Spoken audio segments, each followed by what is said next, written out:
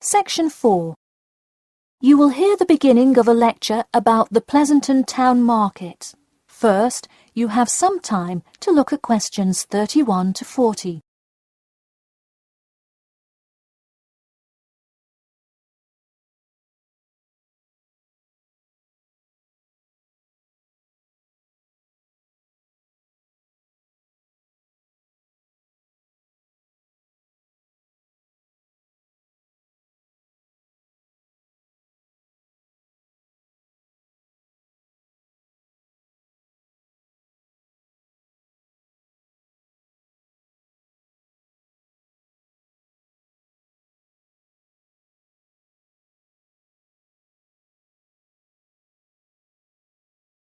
Now, listen carefully and answer questions 31 to 40.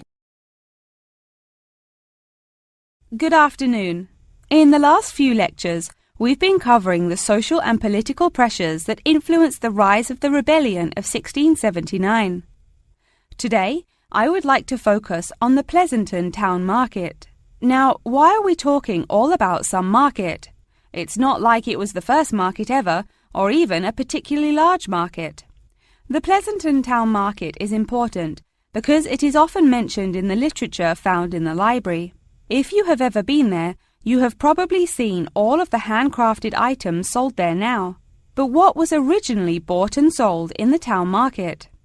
In the beginning, the market sold products such as meats, furs, and simple tools. Over time, though, it became known as the place to find quality livestock. People came from all over the world to find the biggest and best cows, pigs, and chickens. In fact, the profits from the town market became the savior of a plummeting economy during a time of much turmoil. Not to be confused with the Reconstruction era, a period of rapid development came about in the 1660s as a result of the market's vendors contributing their profits to building up much-needed public facilities and defense, which would later make a huge impact on the outcome of the war. For many years, the market flourished and began to draw in large tourism crowds in addition to the throngs of livestock customers. However, as revolutions in farming came about, more people moved to farms far from the city centre. Customers grew more and more reluctant to travel all the way to the town centre for their meats, when they could easily choose to buy from local farmers near them for a fraction of the price. With such a fall in the profits of the town's major profit generator, some quality town planning was needed. In the mayoral election of 1668, a young man of little fame just barely claimed the popular vote, none other than the now legendary John C. Wiley. Wiley's first decision as mayor of Pleasanton was to deal with the quickly failing town market.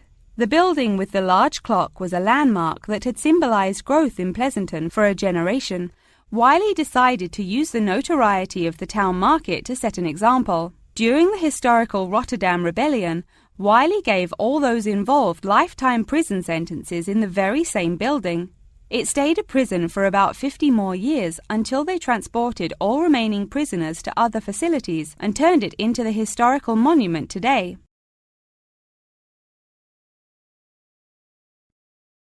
Now that you know the basics of the history of the Pleasanton Town Market, I will introduce your next group project.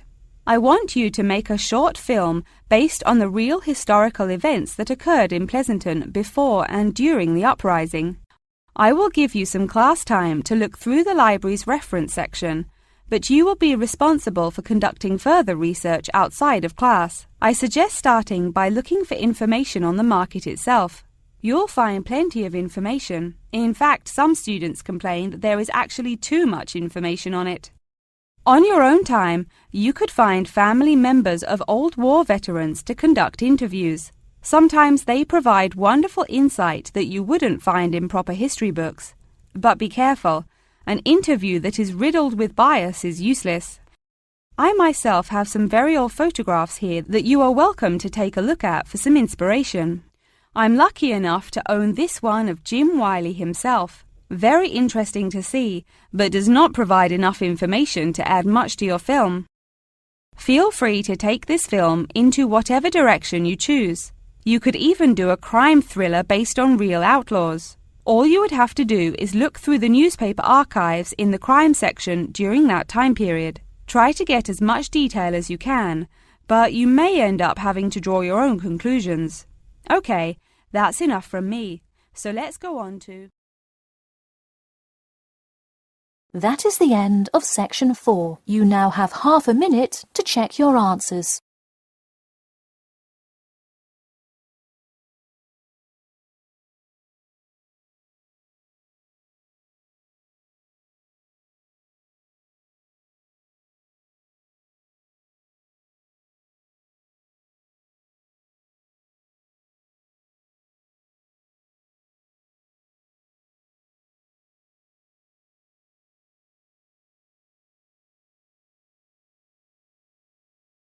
That is the end of the listening test.